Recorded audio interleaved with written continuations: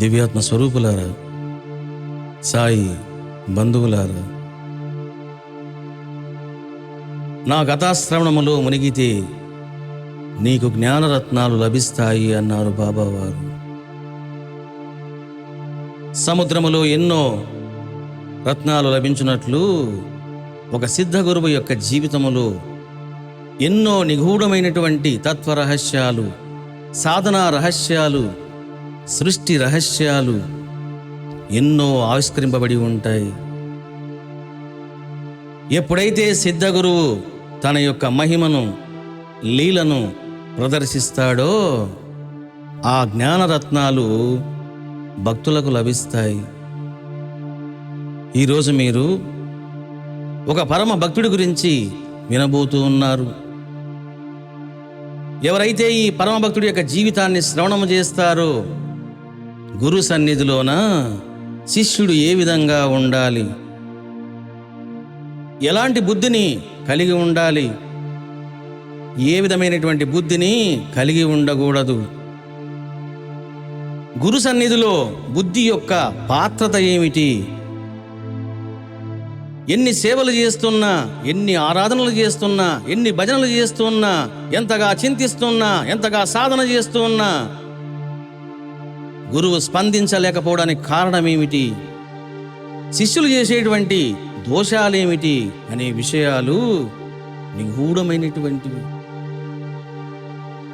ఈ నిగూఢమైనటువంటి విషయాలను సిద్దిక్ ఫాల్కే హాజీ అనేటువంటి ఒక భక్తుడి జీవితంలో బాబావారు ఆవిష్కరింపజేశారు. ఎవరైతే ఈ భక్తుడి యొక్క జీవితాన్ని శ్రవణం చేస్తారో ఈ నిగూఢమైనటువంటి అగాధమైనటువంటి బాబావారి యొక్క దివ్య సందేశము వాళ్ళకు జీర్ణమవుతుంది. ఎప్పుడైతే జీర్ణమవుతుందో వాళ్ళు తమ బ్రతుకులను మార్చుకోవడం జరుగుతుంది, సద్గతిని సాధించుకోవడం జరుగుతుంది. మరి ఎవరు ఈ హాజీ, ఎక్కడి నుంచి వచ్చాడు, అసలు ఏమిటి నా బ్యాక్గ్రౌండ్ అని మనం చూసినప్పుడు సిద్దిక్ ఫాల్కే హాజీ ఒక ముస్లిం భక్తుడు. ఇతడు మహారాష్ట్రలోన కళ్యాణ్లో జీవించేవాడు. ఖురాన్ని ఎంతో శ్రద్ధగా అధ్యయనం చేసేవాడు. ఖురాన్లోన ఏదైతే చెప్పబడి ఉన్నదో ఆ ప్రకారం కట్టుబడి తన జీవితాన్ని డిజైన్ చేసుకున్నటువంటి వాడు ఈ యొక్క హాజీ. మక్కా, మసీదు, మదీనా ఇవన్నీ కూడా తాను స్వయంగా వెళ్ళి సందర్శించి ఎన్నెన్నో ముస్లిం యొక్క క్షేత్రాలను కూడా తాను దర్శించి ఎంతో భక్తిని కలిగి ఉన్నాడు ఈ హాజీ. ఇటువంటి హాజీ ఒకనాడు కళ్యాణ్లోనే ఒక భక్తుడి ద్వారా బాబా గురించి విన్నాడు. హాజీ, ఎందుకు నువ్వు అక్కడ ఇక్కడ తిరుగుతావు? అల్లా ఏ విధంగా ఉంటాడో, ఆ ముహమ్మద్ ప్రవక్త ఏ విధంగా ఉంటాడో నువ్వు చూడాలి అనుకుంటే షిరిడీలోన ముస్లిం ఫకీర్ అయినటువంటి ఒక సిద్ధ మహాయోగి వెలిశాడు. అతడు మహా గొప్ప సిద్ధ పురుషుడు, మౌల్వి, ఒక గొప్ప ఫకీరు. నీవు గనక ఆ మహితాత్ముని గనక శరణు వేడావా నీ జీవితం ధన్యమవుతుంది. ఒక్కసారి నీవు ఆ బాబాను కనులారా దర్శించిన నీ జీవితం పునీతమవుతుంది. హాజీ, నీవు ఎన్నో యాత్రలు చేస్తూ ఉన్నావు, నీవు షిరిడి యాత్ర కూడా చెయ్యి అని చెప్పడం జరిగింది ఒక భక్తుడు. అప్పటికే హాజీ మక్కా, మసీద్ మళ్ళీ యాత్ర చేయాలనుకున్నాడు. సరే, తాను శ్రద్ధతో మక్కాకు వెళ్ళాడు, మదీనాకు కూడా వెళ్ళాడు. అక్కడి నుంచి షిరిడికి రావడం జరిగింది. ముస్లిం యోగి అట, సిద్ధ మహాయోగి అట, ఆ మహితాత్మను నేను చూడాలి, ఆనందించాలి అని ఎంతో ఉత్సాహంతో, సంతోషముతో, ఆవేదనతో, పరితాపముతో షిరిడిలో అడుగుపెట్టాడు. బాబావారు ఎక్కడ ఉంటారు అని ప్రశ్నించాడు ఈ హాజీ. ఇదిగో ఆ మసీదులో ఉంటారు బాబావారు, వెళ్ళి దర్శించుకోండి అన్నారు భక్తులు. హుటాహుటిన పరిగెత్తాడు మసీదుకు. అప్పుడు బాబావారు లెండి తోటలో ఉన్నారు. తాను ముందుగా వెళ్ళి మసీదులో కూర్చున్నాడు. బాబా కోసం వెయిట్ చేస్తూ ఉన్నాడు. ఈ లోపల తాను అన్ని గమనిస్తూ ఉన్నాడు. మసీదును యగాదిగా చూశాడు. మసీదులోన అగ్నిహోత్రం ఉన్నది, అంటే దుని ఉన్నది. తులసి కోట ఉన్నది, గంటలున్నాయి. ఇవన్నీ చూశాడు హాజీ. ఏమిటిది? నేను విన్నది ఏమిటి? ఈ మసీదులో ఉన్నది ఏమిటి? పవిత్రమైనటువంటి ఈ మసీదులోన ఈ అగ్నిహోత్రం ఏమిటి? ఈ గంటలు ఏమిటి? ఈ తులసి కోట ఏమిటి అని తాను మదన పడుతూ ఉన్నాడు. నేను విన్నట్లు అసలు ఈ బాబా ముస్లిమేనా కాదా? ముస్లిం అయితే ఈ విధంగా ఎందుకు ప్రవర్తిస్తాడు? బహుశా ఈయన ముస్లిం యోగి కాకపోవచ్చు అని తర్జన భర్జన పడుతూ ఉన్నాడు హాజీ. ఈ లోపల బాబావారు రావడం జరిగింది. బాబావారు వెళ్ళి తన ఆసనంలో కూర్చున్నారు. ఇక వెళ్ళి బాబాను దర్శిద్దాము అనుకున్నటువంటి మూమెంట్లోన కొంతమంది భక్తులు రావడము, బాబాకు శాలువా కప్పడము, పూల దండ వేయడము, గంధం పెట్టడము, కొబ్బరికాయ కొట్టడము, కుంకుమ పసుపు పాదాలపై వేయడము, ఇవన్నీ చూశాడు హాజీ. తన మనసంతా కూడా గందరగోళమైపోయింది. నేను విన్నది ఏమిటి? ఇక్కడ చూస్తున్నది ఏమిటి? షిరిడి సాయిబాబా అంటే ఒక ముస్లిం ఫకీర్ అన్నారు, మహాయోగి అన్నాడు. ఇతడు ముస్లిం ఫకీరు కాదు. ముస్లిం ఫకీర్ అయితే ఇస్లాంకి వ్యతిరేకమైనటువంటి ఈ విగ్రహారాధన ఏమిటి? అల్లాయే దేవుడు, అల్లాయే సర్వశక్తిమంతుడు, అల్లాయే సర్వజ్ఞుడు, అల్లాను మించిన వారు ఎవరూ లేరు, పూజనీయుడు అల్లా మాత్రమే. కానీ ఇక్కడ జరుగుతున్నది ఏమిటి? ఈ బాబా పూజలు చేయించుకుంటూ ఉన్నాడు, పాద పూజలు చేయించుకుంటూ ఉన్నాడు. పవిత్రమైనటువంటి మసీదులోన గంటలు ఉంచడం జరిగింది అని చెప్పేసి గందరగోళం పడ్డాడు ఈ యొక్క హాజీ. చూడండి, ఎప్పుడైతే ఈ విధంగా గందరగోళం పడుతూ ఉన్నాడో బాబా కూడా కొద్దిగా సీరియస్గా తయారవుతున్నారట. సరే, భక్తులు అందరూ వచ్చారు, మొక్కుతూ ఉన్నారు, పోతూ ఉన్నారు. ఈ లోపల ఇక హాజీ కూడా పైకి లేచాడు. పక్కనున్న భక్తులు కూడా అన్నారు, మీరు కూడా వెళ్ళి దర్శనం చేసుకోండి అన్నారు. దర్శనం చేసుకోవాలనా వద్దా అన్నటువంటి సంశయముతో, నిరాశతో, నిరుత్సాహంతో అడుగులు వేస్తూ మెట్లపైకి వచ్చాడంట ఈ యొక్క హాజీ. బాబావారు తన ఆశ్రమంలో కూర్చొని ఉన్నారు. ఒక్కసారిగా బాబావారు నరసింహస్వామిలాగా ఉగ్రులైనారట. రే హాజీ, ఖాతా హై తుమ్, ఎక్కడికి వస్తున్నావు? ఉప్పరా, నాకు పైకి రావద్దు, నీవు జావ్ బాహర్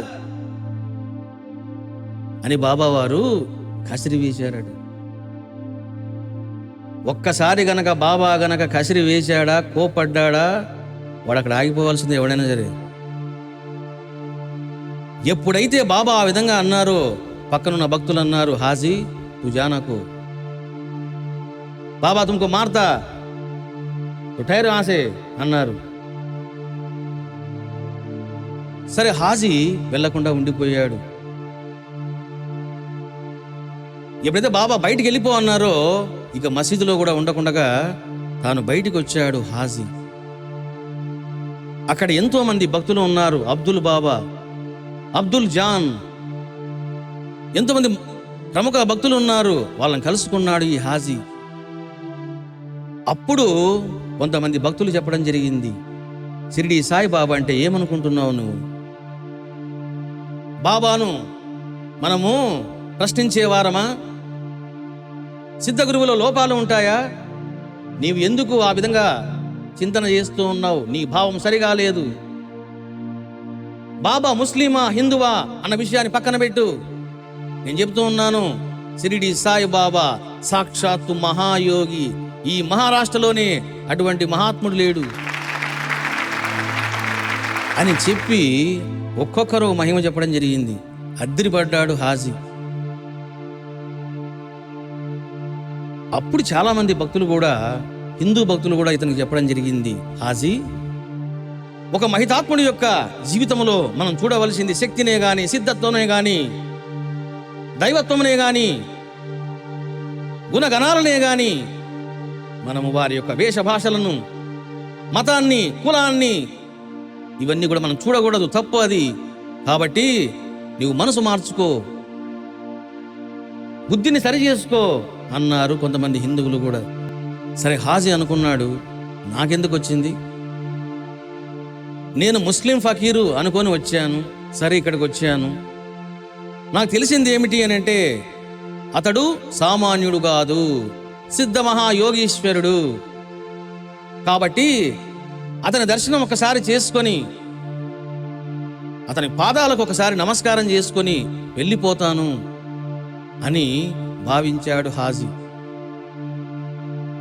రెండవ రోజు మసీదులో కాలు పెట్టబోయాడు యొక్క హాజీ.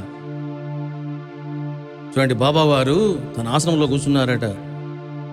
అలా కాలు పెట్టబోతుండగా బాబావారు ఒక్కసారిగా లెఫ్ట్ హ్యాండ్ చూపిస్తూ అన్నారట, వెళ్ళిపో అన్నారట బాబావారు. మాట కూడా మాట్లాడలే. అడుగు పెట్టబోతున్నాడు,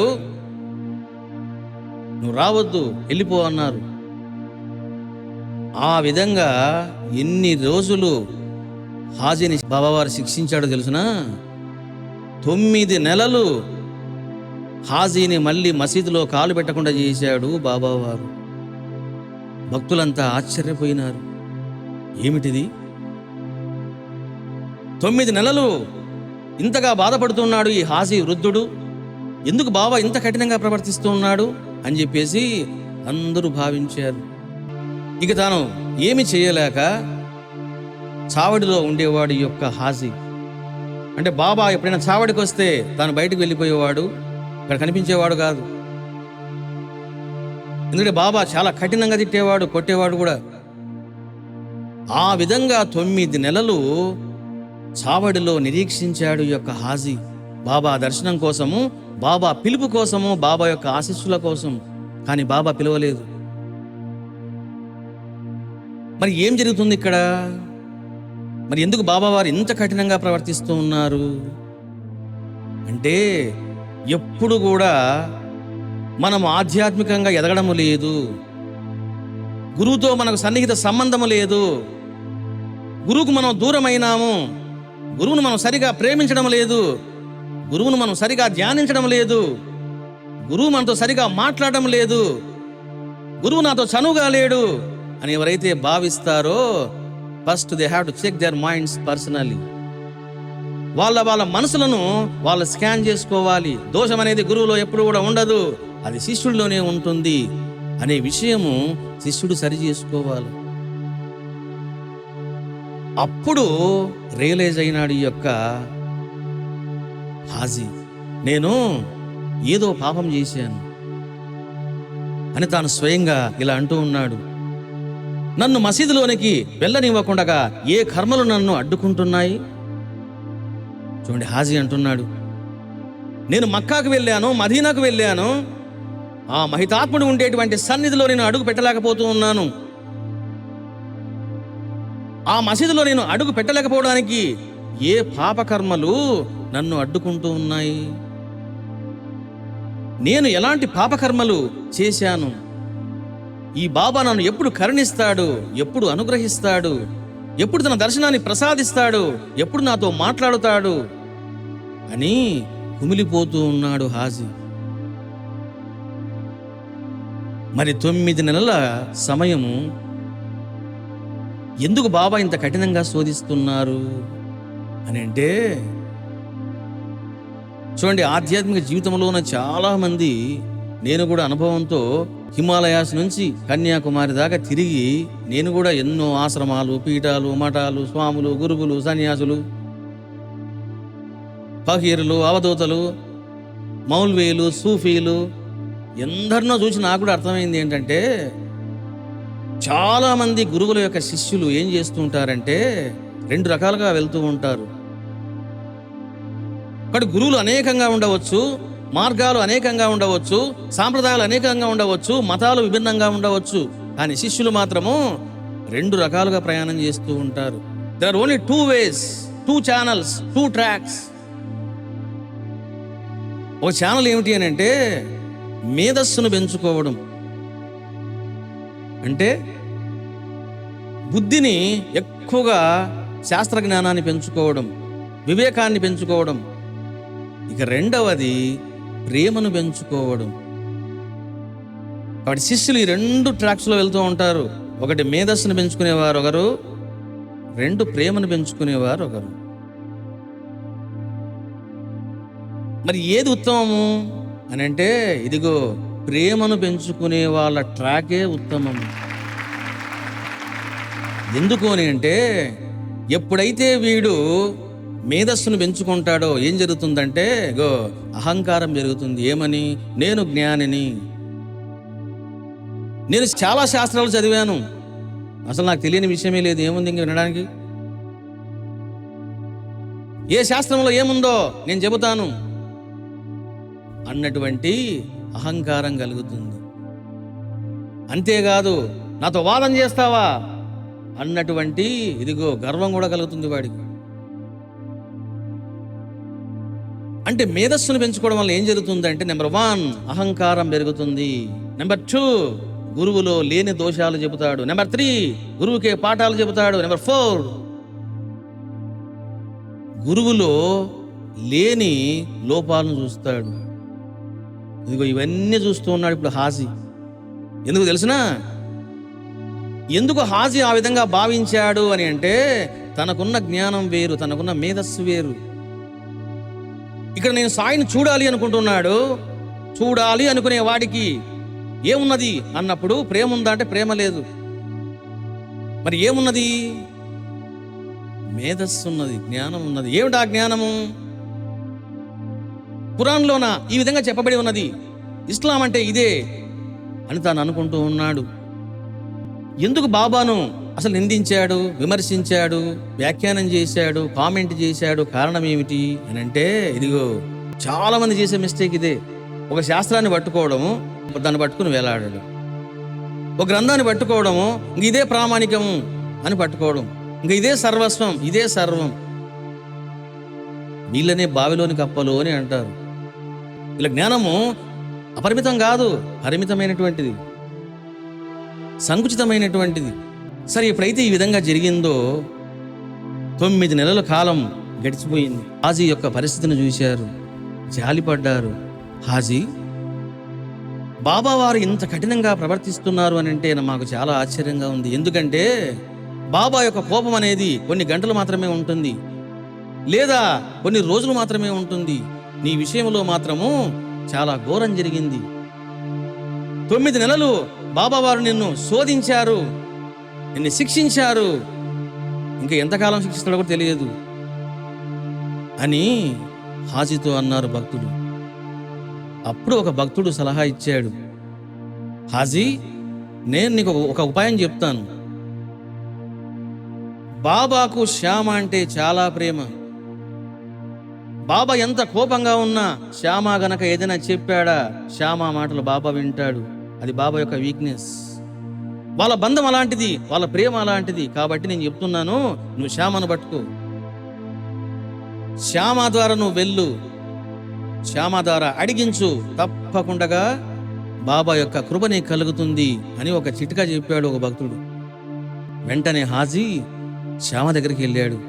శ్యామ, నీకు తెలుసు కదా, నేను 9 నెలలుగా ఈ షిరిడీలో ఉంటూ ఉన్నాను బాబా దర్శనం కోసం.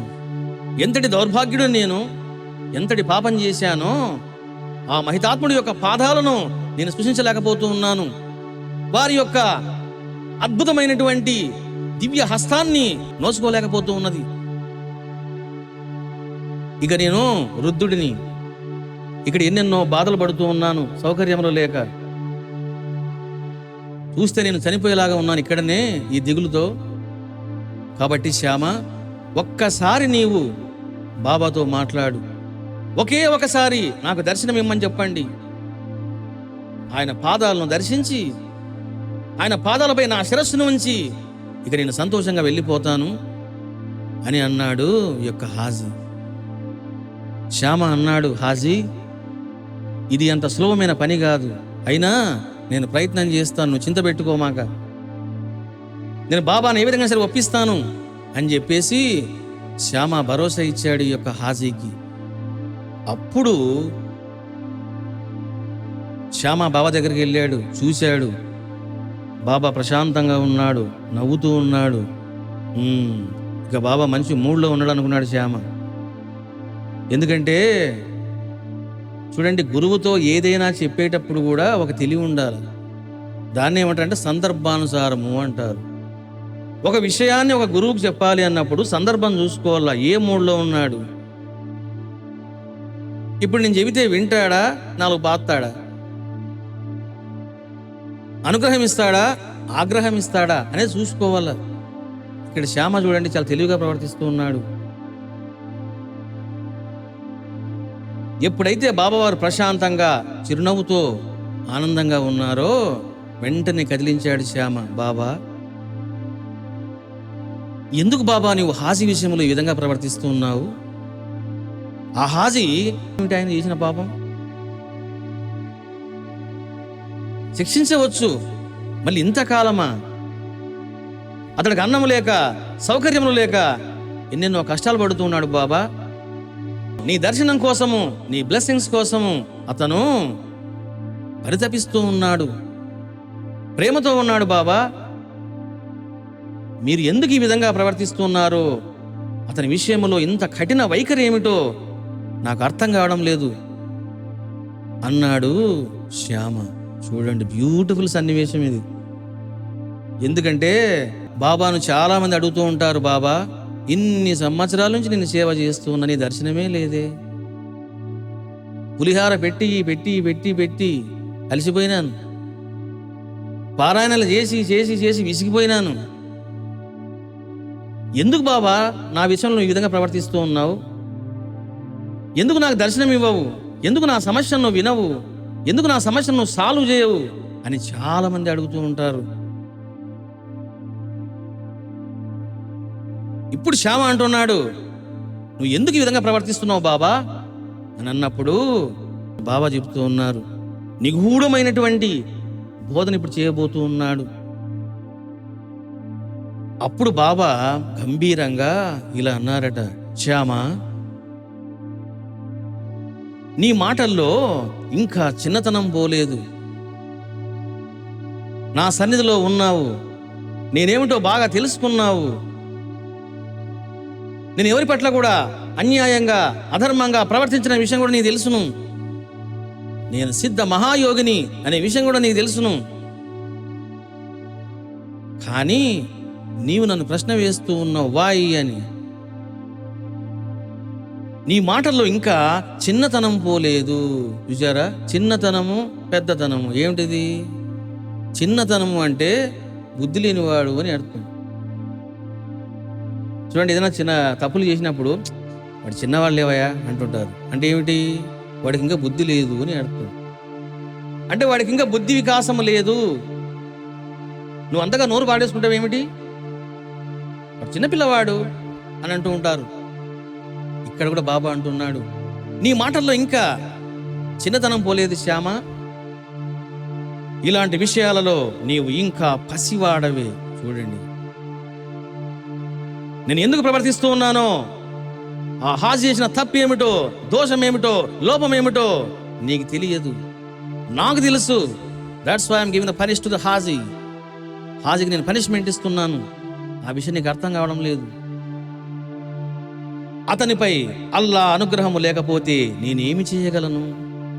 చూడండి, బ్యూటిఫుల్ ఇది. అతనిపై అల్లా అనుగ్రహము లేకపోతే నేనేమి చేయగలను? ఎవరి అల్లా? బాబాకు ఈ అల్లాకు సంబంధం ఏమిటి? అంటే అల్లా ఆదేశం లేకపోతే బాబా ఏమీ చెయ్యడా? చూసారా, ఇక్కడ మీకు అగాధమైన నిగూఢమైన లోతుగా బాబా తత్వంలోకి వెళ్ళిపోవడం జరుగుతుంది. అల్లా మీ ఆజ్ఞ లేనిదే ఎవరు ఈ మసీదులోనికి ప్రవేశించలేరు. రెండు మాట మాట్లాడుతున్నారు. అతనిపై అల్లా అనుగ్రహం లేదు. నెంబర్ 1,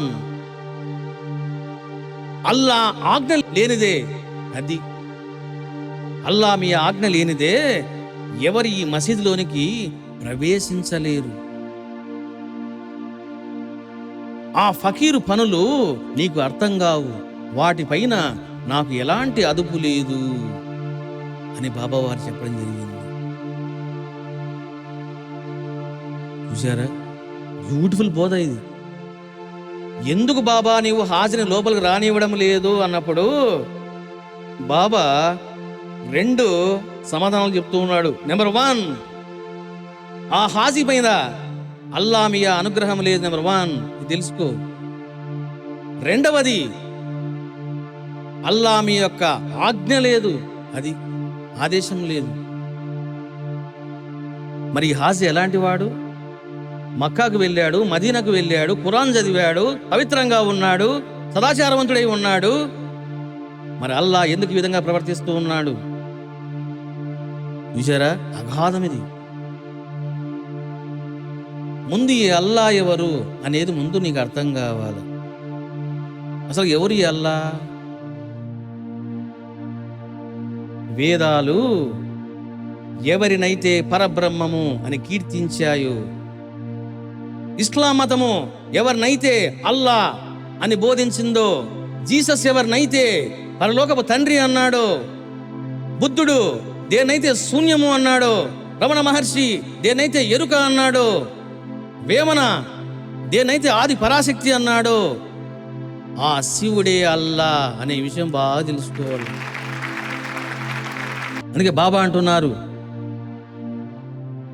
నాయన అల్లా ఆదేశం లేకపోతే నేనేం చేస్తాను, నేనేం చేయలేను అని బాబా చెప్పడం జరిగింది.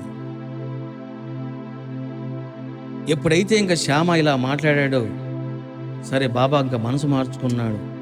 మనసు మార్చుకొని ఇలా అంటున్నాడు, సరే బార్వి బావి వెనక ఉన్న ఒక ఇరుకైన కాలిబాట ఉంది శ్యామ,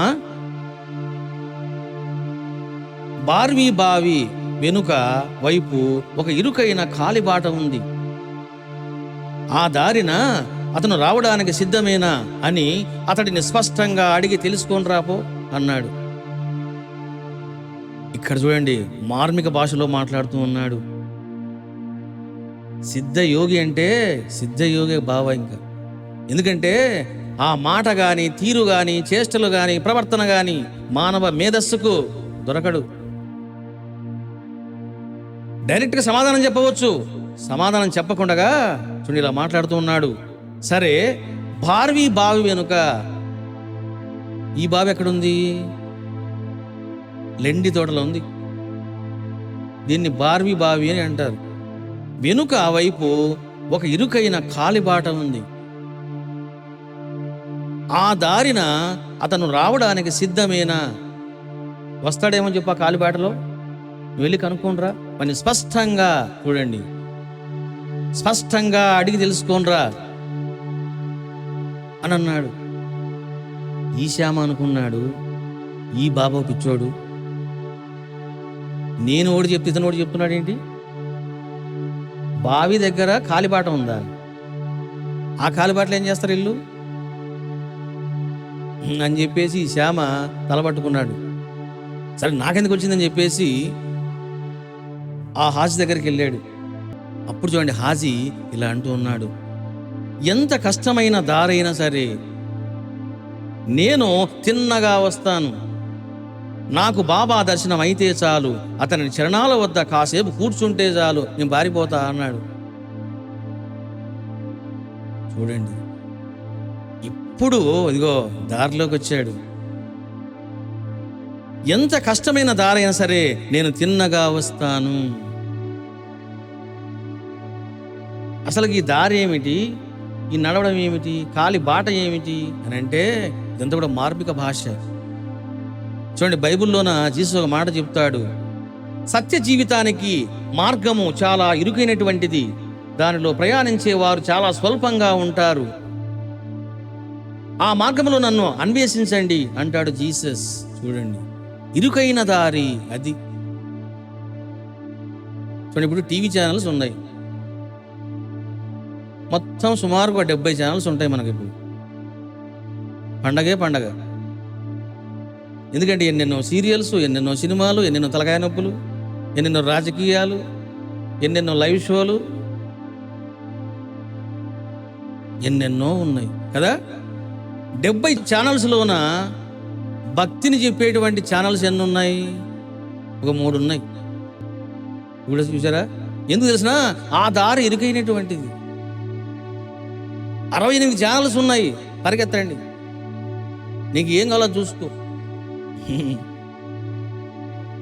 అంటే ఒక్కొక్క గురువుకు ఒక్కొక్క మార్గం ఉంటుంది. ఇది సిద్ధ గురువుల్లోన అందరి సిద్ధ గురువుల మార్గం ఒక్కటి కాదు, ఒక్కొక్కరికి దారి ఉంటుంది. అందుకే బాబా అంటున్నాడు, వాడు ఏంటేంటో మాట్లాడుతూ ఉన్నాడు, నన్ను విమర్శిస్తూ ఉన్నాడు, వాడు నాకే పాఠాలు చెప్తూ ఉన్నాడు, వాడికి ముందు ఒక విషయం చెప్పు. నా మార్గంలో వాడు వస్తాడా? నాకంటూ ఒక ఛానల్ ఉంది, ఆ ఛానల్లో వాడు వస్తాడో రాడో కనుక్కో. అట్లయితే నేను మాట్లాడతా. లేకపోతే వాడు దేన్ని పట్టుకున్నాడో, ఏ మార్గంలో ఉన్నాడో దాంట్లో సాగిపోమ్మను, నాతో పనేటి వాడికి అని బాబా యొక్క ఆంతర్యం. ఇప్పుడు హాజీ ఏమంటున్నాడో, ఎంత కష్టమైన దారైనా సరే నేను తిన్నగా వస్తాను. చూసారా? అంటే ఇప్పుడు నిజమైన ప్రేమ కలిగింది.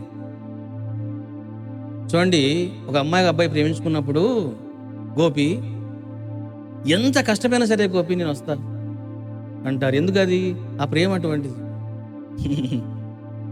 ఇక్కడ దీన్ని బట్టి నాకు అర్థమవుతుంది ఏమని, బావ మీద ప్రేమ ఏర్పడింది. ఏమంటున్నాడు?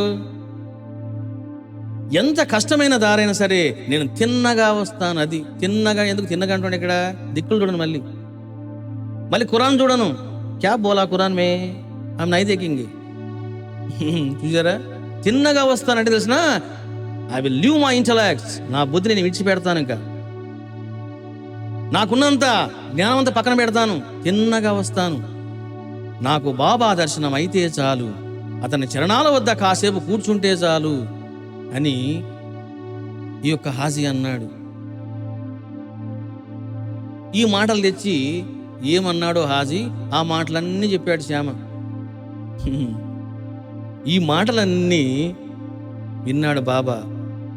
ఓహో, హాజీ ఐసా బోలా తుమ్సే, సరే అని బాబా మళ్ళీ ఇలా అంటున్నారు. మరి నాకు అతను 40,000 రూపాయలను 4 వాయిదాలలో ఇవ్వగలడేమో కనుక్కొని రాపో.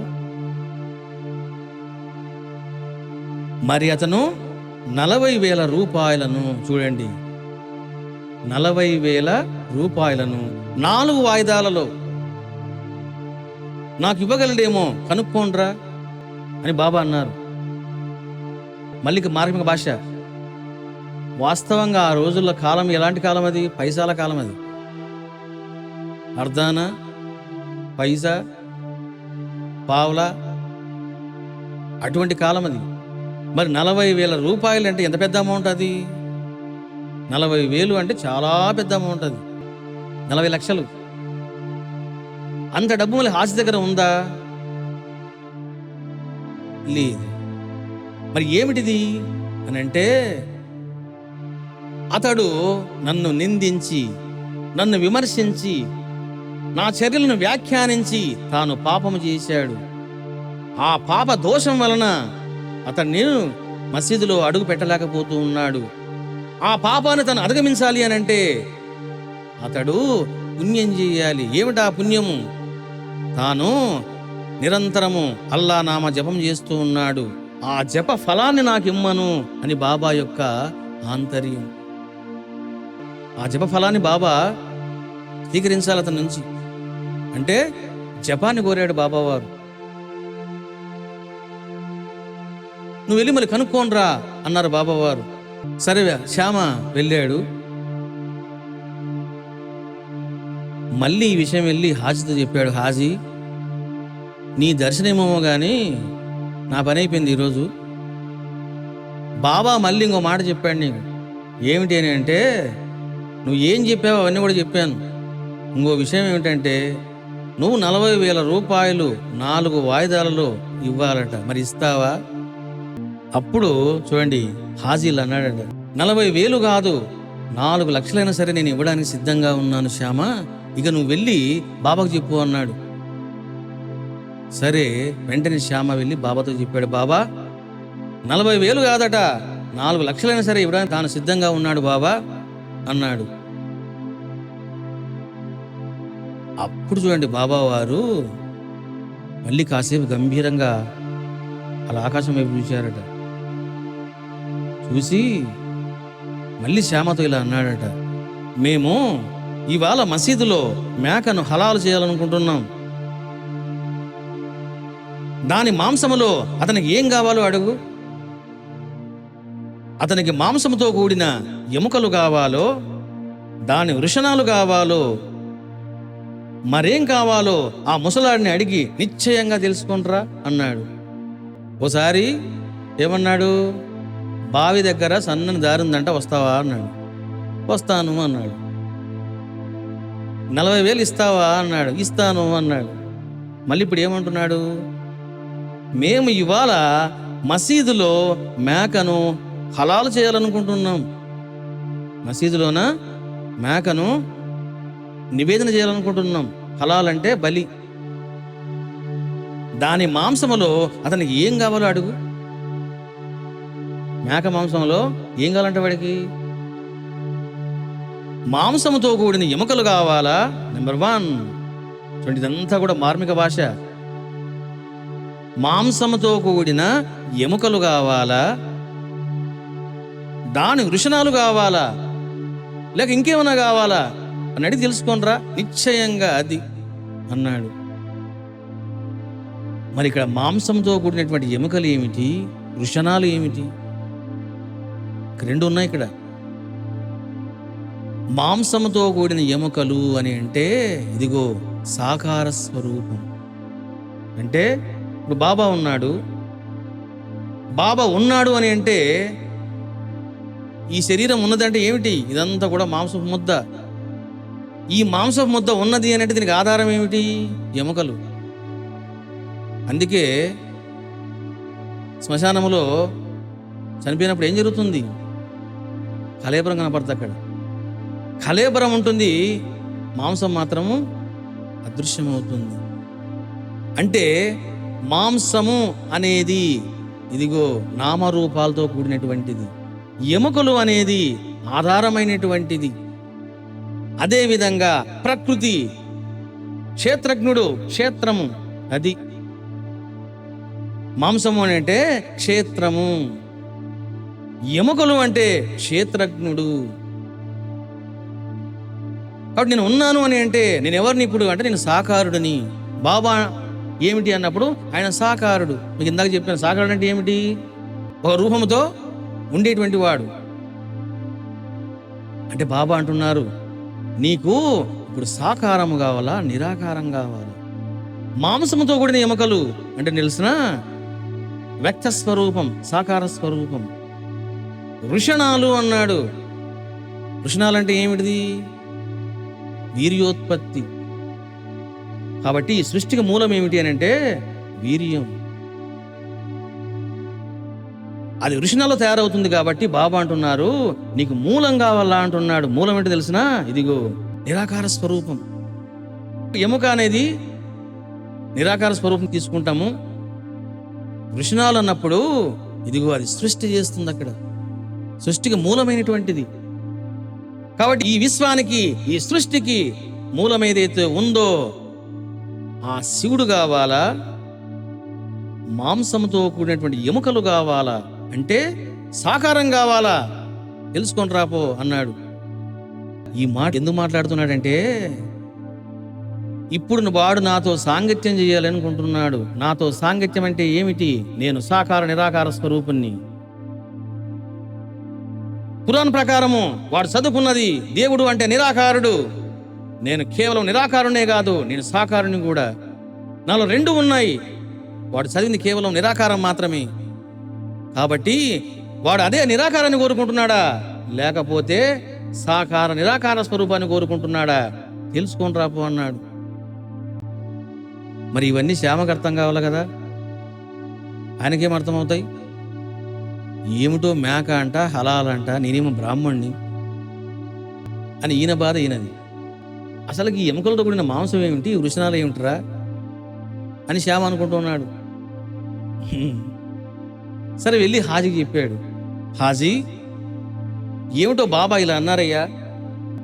శ్యామ ఉన్న విషయం చెప్పాడు. అప్పుడు చూడండి ఈ యొక్క హాజీ అన్నాడు, నాకేమీ అక్కర్లేదు. చూడండి, బాబా చెప్పింది ఒకటి, ఇతను చెప్పేది ఒకటి. నీకు నిరాకారం కావాలన్నా సాకారం కావాలన్నా బాబా చెప్తూ ఉంటే నాకేమీ అక్కర్లేదు, అతనికి ఇష్టమైన దేనినైనా సరే ఇమ్మని చెప్పు. ఎందుకంటే నేను మళ్ళీ ఏదైనా కోరుకున్నాను అనుకో, అతనికి ఇష్టం లేదనుకో, నై అంటాడు. నాకెందుకు వచ్చింది? అతనికి ఇష్టమైనది ఏదైనా ఇమ్మని చెప్పు, కానీ నాకు ఒక కోరిక ఉంది. బాబా కొలంబోలోని ప్రసాదములో నాకు ఒక ముద్ద దొరికినా చాలు, నేను ధన్యుడనవుతాను శ్యామ అన్నాడు ఈ యొక్క హాజీ. బాబా అలా మాట్లాడితే హాజీ ఏమంటున్నాడు, బాబాకు ఏది ఇష్టమైతే దాన్ని ఇమ్మను, ఇంకా నా ప్రమేయం ఏమీ లేదు. కానీ నాకు ఒక కోరిక ఉంది. అది ఏమిటి అని అంటే, కొలంబో అంటే ఏమిటంటే బాబా దగ్గర ఒక మట్టి పాత్ర ఉండేది. భక్తులు ఎవరెవరు ఏం తెచ్చినా అవన్నీ కలిపి బాబా అందులో వేసేవాడు. ఆ ప్రసాదాన్ని అందరు తినేవాళ్ళు. మనుషులు తినేవారు, కుక్కలు తినేవి, చీమలు తినేవి, దోమలు కూడా వాలేవి. అందుకే హాజీ అంటున్నాడు, ఆ కొలంబోలోని నాకు ఒక ముద్ద అన్నం చాలు, నేను ధన్యుడనవుతాను అన్నాడు ఈ యొక్క హాజీ. సరే శ్యామ వచ్చి మళ్ళీ బాబాతో చెప్పాడు, బాబా ఓ ఐసా బోలా అన్నాడు. ఒక్కసారిగా ఇంకా బాబా వారు పైకి లేచాడట. చాలా ఐసా బోలా అని చెప్పి ఆ కొలంబోను తను తన్నాడు. పక్కనే ఒక నీళ్ళ కుండ ఉంది, దానో తను తన్నాడు. ఎప్పుడైతే నీళ్ళ కుండ తన్నాడో అక్కడున్న భక్తులంతా పారిపోయినారు. శ్యామ అనుకున్నాడు, ఇంక నన్ను కూడా తంతాడేమో, ఈ హలాలు ఏమిట్రా, ఈయన ఏదో చెప్తాడు వాడేదో అంటాడు. ఏదో కోరుకోవచ్చు కదా, కొలంబోలను ముద్ద కావాలా అన్నాడు. ఇప్పుడేమో బావ తను తన్నాడు. ఇప్పుడు శ్యామ అనుకుంటున్నాడు, ఇప్పుడు పైకి లేచాడు కోపంతో, నన్ను తంతాడా, చాబడికి వెళ్ళి హాసిని తంతాడా అనుకుంటున్నాడు. ఎప్పుడైతే శ్యామ ఇలా అనుకుంటున్నాడో బాబా ఇట్లా చూశాడట. సీరియస్గా చూసి ఈ రెండు చేతులు కూడా, అంటే బాబా ఇట్లా సేపు నాలాగా షర్ట్ వేసుకునేవాడైనా, ఈ చేతులు కూడా ఇలా ఇలా ముడుచుకుంటూ చాలా కాహేవ హాజీ అనుకుంటా చావడికి వెళ్ళాడట. ఇంక అందరూ అనుకున్నారు ఏమని, ఈరోజు ఫుట్బాల్ ఆట ఉంటుందని. భక్తులు మెల్లమెల్లగా తొంగి తొంగి చూస్తున్నారు. ఏ పాగల్ బాబా క్యా కర్తా అబు, హమ్ నై జాతే హమ్కో మారతా, నేను వెళ్ళను నన్ను కూడా తంతాడు అని దూరం చూస్తూ ఉన్నారు. శ్యామ కూడా నాకెందుకు వచ్చింది చెప్పేసి అతను కూడా దూరంగా ఉన్నాడు. ఎందుకంటే బాబా ఎవరైనా తప్పు చేస్తే వాళ్ళమంతా అంతే ఓకే, బాబా స్టైల్ అట్లా కాదు, వాడిని దాన్ని ఆ పక్కన కూడా దాన్నివాడు. అందువల్ల శ్యామ అనుకున్నాడు ఇక్కడి నుంచి జంప్ అయిపోవడం మంచిది అనుకున్నాడు. సరే బాబా సీరియస్గా వెళ్ళి చావళ్ళ కూర్చొని ఉన్నాడు హాజీ. సీరియస్గా వెళ్ళి బాబా ఇలా అన్నారట, ఏం మాట్లాడుతున్నారో బాబా వారు యాస్టీజ్ మీకు చెప్తున్నా. ఎందుకంటే బాబా యొక్క మాటల్ని ఎంగిల్ చేయకూడదు. ఒక్కొక్క మాట మంత్రం, అది ఒక్కొక్క పదములో ఆ పట్టు ఉంటుంది, ఆ నిగూఢత్వం ఉంటుంది, అగాధం ఉంటుంది. బాబా ఇలా అంటున్నారు, నిన్ను నీవు ఏమనుకుంటున్నావు? నా ముందా నీ కుప్పిగంతులు. చూడండి, నిన్ను నీవు ఏమనుకుంటున్నావు? నా ముందా నీ కుప్పిగంతులు. వృద్ధ హాజీనని గర్విస్తున్నావా ఏమి? వృద్ధ హాజీనని గర్విస్తున్నావా? హాజీ అని అంటే ఎవరైతే మక్కా మదీనా యాత్ర చేస్తారో వాళ్ళకి ఒక పేరు పెడతారు, ఒక బిరుదు. అది హాజీ అనేది అంటే హాజీ యాత్ర చేశాడు అని అర్థం అన్నమాట. అందువలన వృద్ధ హాజీనని నువ్వు గర్వపడుతున్నావా? ఇలాగేనా నువ్వు ఖురాన్ చదివేది? చూశారా, ఖురాన్లో ఎప్పుడు దోషం ఉండదు, చదివే వాళ్ళ దోషం ఉంటుంది. ఎందుకంటే మనకు అర్థమైతే కదా. చూడండి, వేదాలలోన ఏ తప్పు ఉండదు, చదివే వాళ్ళలో ఉంటుంది అది.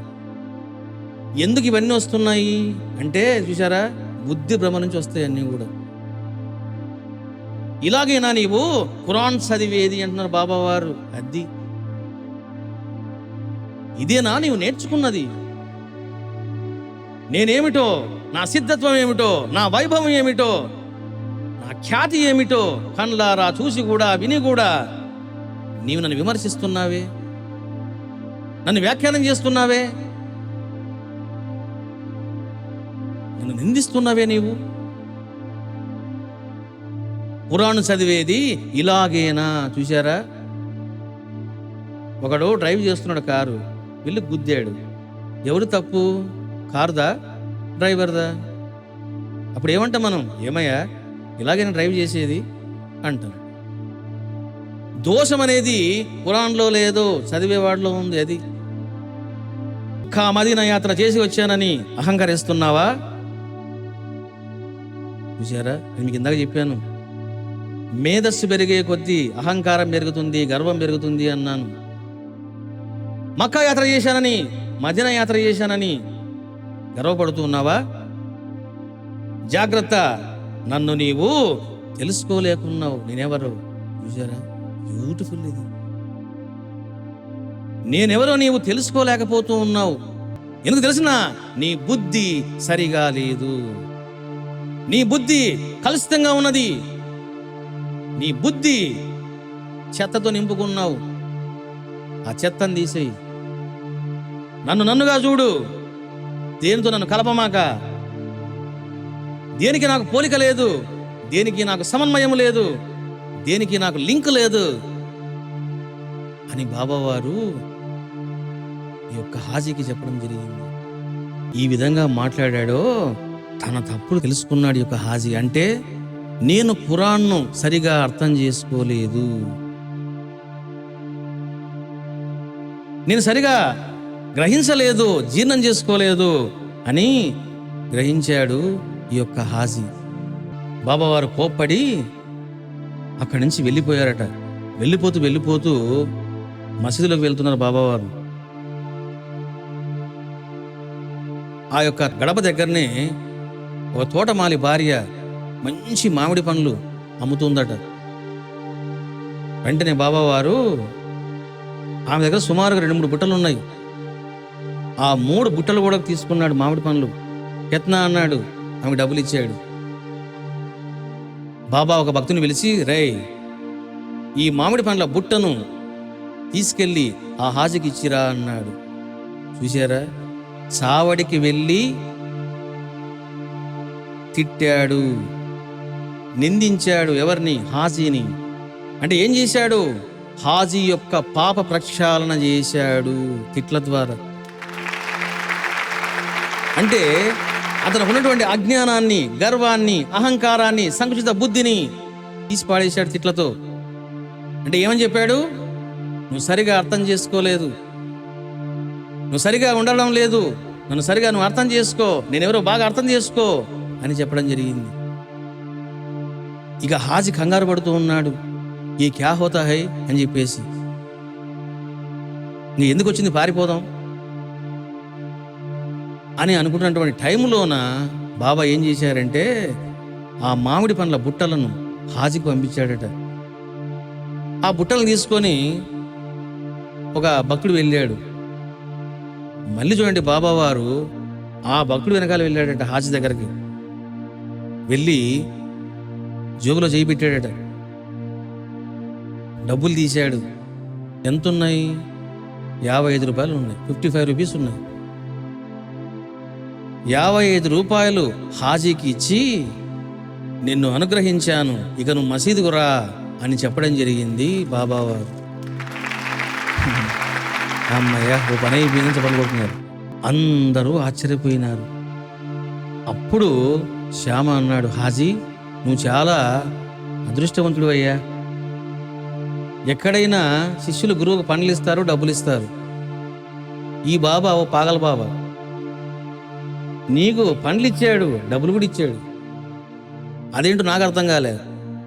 నీకేమైనా అర్థమైందా అన్నాడు. అప్పుడు హాజీ అన్నాడు, నాకు అర్థం కాలేదు కదా బాబు, ఇంత తిట్టాడు, నాకు అర్థం కాలే అన్నాడు. మరి ఇక్కడ ఏం జరిగింది అంటే చూసారా, పండ్ల ద్వారా డబ్బును తనకు ఇవ్వడం ద్వారా అనుగ్రహాన్ని ప్రసారించడం జరిగింది ఈ యొక్క బాబావారు హాజీకి. అప్పుడు హాజీ ఆనందంగా మసీదులోకి వచ్చి బాబా పాదాలపై పడి బాబా యొక్క బ్లెస్సింగ్స్ను తీసుకోవడం జరిగింది. ఆనందంగా వెళ్ళిపోవడం జరిగింది. మనకు 3 విషయాలు గోచరిస్తాయి ఈ సన్నివేశంలో. 3 రహస్యాలు బయటపడతాయి. నెంబర్ 1 ఏమిటి అని అంటే, నీవు గనక సరిగా లేకపోతే బాబా నిన్ను పట్టించుకోడు. నెంబర్ 1, నీ సంస్కారము సరిగా లేకపోయినా, నీకు ప్రేమ లేకపోయినా, నీకు అహంకారం ఉన్నా, ఈ 3 గనక నీకు ఉన్నాయి అని అంటే, లేక ఒక్కటి ఉన్నా కూడా, హాజీకి ఏం జరిగింది? సంస్కారము లేదు. ఏం చేశాడు? ఏంటేంటో మాట్లాడాడు. సంస్కారం ఉన్నవాడు చాలా తెలివిగా ఉంటాడు. వాడు ఎందుకో ఒక అవగాహన ఉంటుంది వాడికి. సంస్కారం లేని వాళ్ళే మాట్లాడుతుంటారు ఊరికి ఎక్కువగా. వాళ్ళే విమర్శలు, నిందలు, వ్యాఖ్యానాలు చేస్తూ ఉంటారు. హాజీకి సంస్కారం లేదు. నెంబర్ 2, ప్రేమ లేదు. అది పైగా ఏముంది? అహంకారం కూడా ఉంది. అందుకే బాబా ఏం చేశారు? వాడి మీద దెబ్బ కొట్టాడు. కాబట్టి మన జీవితంలో కూడా మనం ఏం తెలుసుకోవాలి అంటే, మన సంస్కారం సరిగా లేకపోయినా, మనకు ప్రేమ సరిగా బాబా మీద లేకపోయినా, మనకు అహంకారము ఉన్నా, బాబా మనల్ని పట్టించుకోడు. నువ్వు ఎన్ని భజనలు చేసినా, ఎన్ని పూజలు చేసినా, ఎన్ని పారాయణలు చేసినా, ఎన్ని దానాలు చేసినా, ఎన్ని యజ్ఞాలు చేసినా, యు వోంట్ కేర్ అనే విషయం నువ్వు బాగా తెలుసుకోవాలి. బాబా అనుగ్రహం కావాలి అని ఎవరైతే అనుకుంటారో ఈ 3 సరి చేసుకోవాలి. నెంబర్ 1, సంస్కారాన్ని కలిగి ఉండడం. నెంబర్ 2, ప్రేమను కలిగి ఉండడం. నెంబర్ 3, అహంకారం లేకుండా ఉండడం. ఇది కేవలం హాజీ యొక్క సమస్య కాదు, అందరి సమస్య ఇది. సాయి నీ గురించి సరిగా లేదు అని అనుకున్నప్పుడు నువ్వు సరి చేసుకుంటావు. ఇక్కడ ఏమని? ఓహో, నాలో కూడా దోషం ఉన్నది. ఎక్కడ ఉందా దోషం? సంస్కారంలో ఉందా? ప్రేమలో ఉందా? అహంకారంలో ఉందా? సరి చేసుకుంటే జీవితం శోభాయమానం అవుతుంది. క్షణమే బాబా నీకు దర్శనం ఇవ్వడము, నీ కష్టాలని తొలగించడము, నీ కోరికలు తీర్చడం జరుగుతుంది. సో ఈ విధంగా బాబా యొక్క అనుగ్రహం వలన హాజీ యొక్క జీవితాన్ని శ్రవణం చేసినట్టు భాగ్యం మనందరికీ కలిగింది.